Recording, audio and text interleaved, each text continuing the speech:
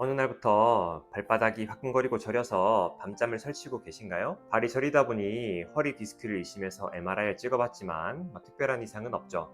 혈액순환 문제인가 싶어서 혈액순환 개선제를 먹어봐도 좀처럼 낫지 않는다면 그 원인이 발목 안쪽에 있을 수 있습니다. 발목 안쪽에 좁은 통로에서 신경이 눌리게 되면 발바닥이 저리고 화끈거리는 증상이 생길 수 있는데요. 이러한 질환을 발목 터널 증후군 혹은 족근관 증후군이라고 부르고 있습니다. 오늘은 이 질환의 원인과 혼자서 진단해보는 방법, 그리고 집에서 손쉽게 증상을 개선시킬 수 있는 방법에 대해서 이해하기 쉽게 소개해드리도록 하겠습니다. 발목 터널은 발목 안쪽 복숭아뼈와 발 뒤꿈치 사이에 위치한 좁은 통로입니다. 이곳을 통해서 발목과 발가락을 굴곡시키는 힘줄, 그리고 발바닥을 지배하는 신경과 혈관이 함께 지나가죠. 우리가 컴퓨터 뒤쪽에 전선을 정리할 때 케이블 타이로 이렇게 묶어 놓는 것처럼 이런 여러 가지 구조물들은 섬유성 밴드에 의해서 발목 안쪽에 단단하게 고정이 되어 있습니다. 자, 근데 문제는 이 공간이 매우 좁다는 점이에요. 힘줄에 염증이 생겨서 붓거나 발목 관절에서 물혹이 튀어나오는 경우, 혹은 꽉 조이는 신발을 신거나 평발이 되면서 발의 아치가 무너지는 경우 같은 공간을 지나가는 신경이 쉽게 압박될 수 있습니다. 신경이 눌리게 되면 신경 주변으로 혈류순환이 감소하게 되고, 그 결과 신경의 기능이 떨어지면서 저림이나 감각 이상들이 나타날 수 있죠. 증상이 점점 심해지게 되면 발바닥이 먹먹해지거나 감각이 둔해질 수도 있고, 심한 경우 근력 저하나 근위축까지 동반이 될 수 있습니다. 가장 먼저 확인해야 될 것은 저림이 나타나는 영역입니다. 발목 안쪽을 지나가는 신경은 좌골신경에서 갈라져 나온 후경골신경인데요. 이 신경은 발목 터널을 지나면서 내측 발바닥 신경과 외측 발바닥 신경으로 나뉘게 됩니다. 내측 발바닥 신경은 첫 번째에서 네 번째 발가락 사이의 영역을 담당하고요.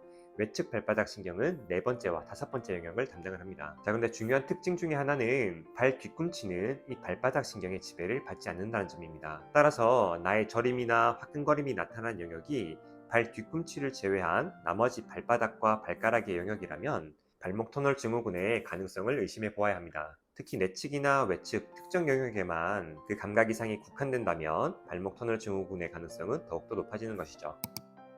발목 안쪽의 복숭아뼈와 발 뒤꿈치 중심 사이를 발목 터널이라고 부르고 있습니다. 그리고 이 발목 터널로 후경골신경이 이렇게 주행하고 있는데요. 발목 터널 영역을 따라서 손가락을 가볍게 이동하다 보면 중간에서 툭 걸리는 구조물이 하나 느껴질 거예요. 이 구조물이 바로 후경골신경입니다. 후경골신경을 손으로 반복적으로 문지르거나 혹은 이 위치를 가볍게 두드리기 시작하면 발바닥 쪽으로 저린 느낌이나 설명하기 어려운 이상한 느낌이 느껴질 거예요. 이러한 현상을 티넬 징후라고 부릅니다. 신경을 자극했을 때 감각 이상과 저림이 재현되는 현상을요. 이때 나타나는 느낌이 내가 평소에 겪는 느낌과 유사하다면 발목 터널 증후군을 진단하는 근거가 될 수 있습니다. 이제 발목 터널에서 신경이 압박될 때 이 증상을 혼자서 해결할 수 있는 방법을 같이 한번 알아보도록 하겠습니다.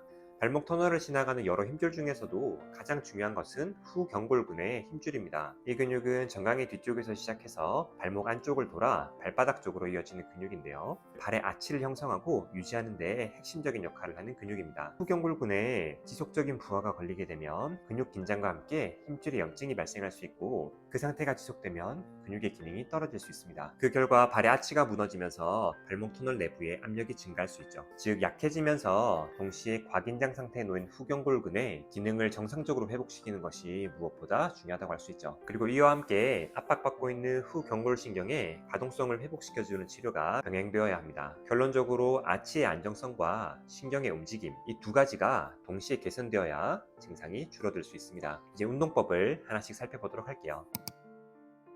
우선 발목을 먼저 가볍게 풀고 시작하겠습니다. 발목은 위쪽, 아래쪽, 그리고 안쪽, 바깥쪽 네 가지 방향으로 움직일 수 있는데, 발목이 움직일 때마다 가운데 있는 후경골 신경도 같이 움직이는 것을 확인할 수 있습니다. 손을 이용해서 발목을 위쪽, 아래쪽, 그리고 안쪽, 바깥쪽 방향으로 각각 5에서 10회 정도씩 가볍게 풀어주세요. 이렇게 발목 관절을 움직이는 것만으로도 포착되고 압박받고 있는 신경을 조금 움직이고 풀어낼 수 있습니다. 자, 다음으로는 후경골근의 긴장을 한번 줄여보겠습니다. 허혈성 압박을 한번 해볼 건데요. 후경골근은 정강이 뼈의 뒤쪽이 있습니다. 그래서 앞쪽을 만져보면 단단한 뼈가 있고 그 뒤쪽을 보면 움푹 꺼지는 곳이 있는데요. 이 위치에 후경골근이 위치하고 있습니다.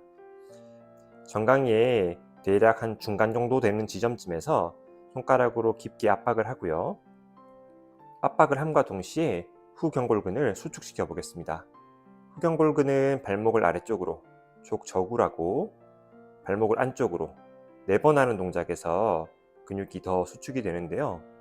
손을 꾹 누른 채 발목을 밑으로 내리고 안쪽으로 돌리면 손가락 쪽에서 근육이 솟아오르는 것을 느낄 수 있습니다. 한 지점당 약 5회 정도씩 발목을 수축시키면서 근육에 압박을 가해보겠습니다. 그리고 아래 위쪽으로 손가락을 움직여가면서 같은 방식으로 근육을 자극해 보겠습니다. 이런 방식으로 허혈성 압박을 시행하면 근육에 걸린 긴장을 효과적으로 줄여줄 수 있습니다. 이번에는 후경골근의 근력을 강화해보는 운동을 해볼 건데요. 밴드를 이용해서 운동을 하면 효과적이겠지만 밴드가 준비되어 있지 않은 상황에서는 손을 보조적으로 이용해서 운동을 할 수 있습니다. 조금 전 압박 마사지를 시행할 때처럼 발목을 아래로 그리고 안쪽으로 움직입니다. 그런데 이 동작을 하지 못하도록 손으로 반대 방향으로 힘을 줘 보겠습니다. 발목을 밑으로 내릴 때는 손으로 발바닥을 위로 올리는 힘을 주고 발목을 안쪽으로 돌릴 때는 손으로 반대 방향, 새끼발가락 쪽으로 힘을 줍니다.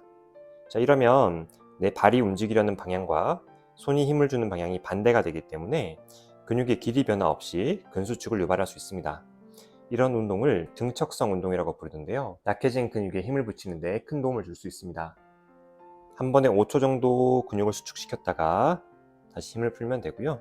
잠깐 휴식을 취한 뒤 다시 발목에 힘을 주면서 손은 반대 방향으로 힘을 줍니다. 5초 정도 힘을 줬다가